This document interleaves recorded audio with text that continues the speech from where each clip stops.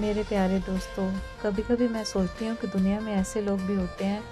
جو دیکھنے میں بہت معصوم لگتے ہیں، لیکن اندر سے وہ بہت ظالم اور بے رحم ہوتے ہیں۔ خدا کا دیا سب کچھ ہوتا ہے، لیکن وہ بے رحم لوگ غریب اور مسکین لوگوں کو نیچا دکھانے کی کوشش کرتے ہیں، اور کوئی ان کے نیچے نوکری کرے تو اسے اس کی مجبوریوں سے فائدہ اٹھانے کی کوشش کرتے ہیں۔ اور وہ امیر غریب میں فرق، جو امیر کو غریب سے ہمیشہ اوپر رکھتا ہے۔ میں بھی ایک ایسی غریبی کی جنگ لڑ رہی تھی جسے لڑتے لڑتے میری زندگی آدھی ہو گئی تھی، اور وہ عورت جو میری ماں تھی نہ میری ساس، مگر میرے سارے دھاگوں کی ڈوریاں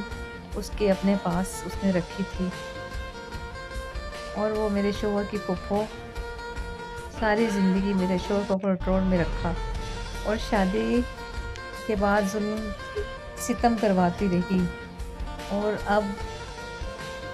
اور ہر وقت مجھ پر ظلم اور ستم کرتی، اور اب میں ہی نہیں میرے بچوں کے اوپر بھی ظلم ستم کروانے لگی تھی۔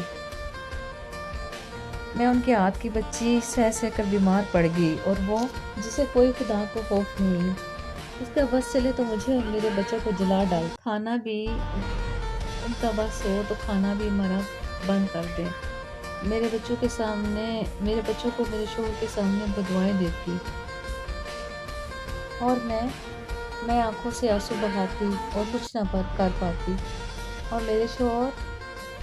ان کی ساری باتیں سنتے، کیونکہ وہ ان کی نوکری کرتے تھے،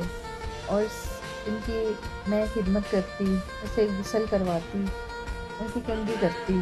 اور میری بیٹی جب بڑی ہوئی تو وہ بھی ان کی خدمت کرنے لگی، مگر وہ اس پر بھی ظلم کرتی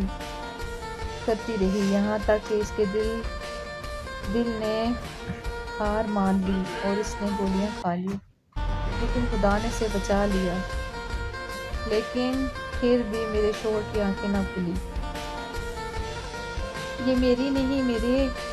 بہت سی بہنوں کی کہانی ہے، جس میں صرف کردار مختلف ہوتے ہیں۔ مجھے صرف یہ کہنا ہے، ظالم صرف لوگوں سے کسی غریب پر اتنا ظلم مت کرو، خدا کی لاٹھی بے آواز ہے، ظلم کا بدلہ ظلم ہے، انشاءاللہ جب لینے پہ خدا آئے تو دیر نہیں لگتی۔ اگر آپ کو یہ میری کہانی پسند آئے تو لائک کریں، سبسکرائب کریں اور کمنٹ کریں۔ شکریہ۔